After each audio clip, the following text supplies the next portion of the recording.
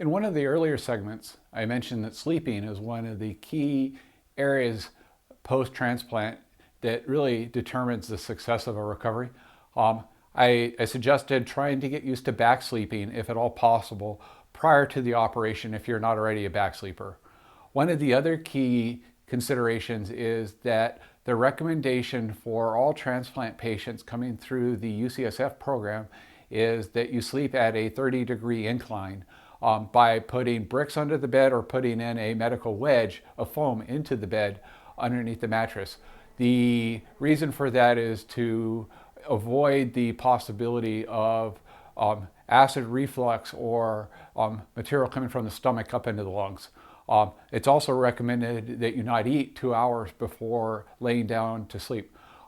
The reasons I mention this is that it's a real challenge to get used to not being a side sleeper or a belly sleeper if you have always been one, and to start sleeping on your back. It's also a real challenge if you're not used to sleeping on a sloped bed, to suddenly sleeping on a sloped bed and having to get through that other adjustment of sleeping on your back. So much like I recommended trying to get used to being a back sleeper, if you're not already sloping your bed, and if you're a person who's concerned about pulmonary fibrosis or other forms of lung disease for which acid reflux may be a concern, if you're not already sleeping on an inclined bed, I'd highly recommend that you start that now and you get used to it. It'll be one less thing you have to get used to with a large incision post-transplant.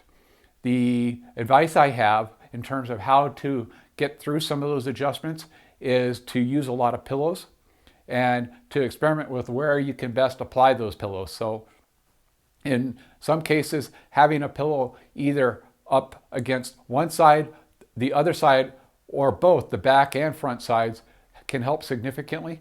Having bigger pillows, body pillows if you will, or king size pillows can be really helpful, but also having some smaller pillows to take some of the pressure off immediate pressure points if you are trying to still side sleep, or to tilt your head to one side or the other if you're trying to back sleep.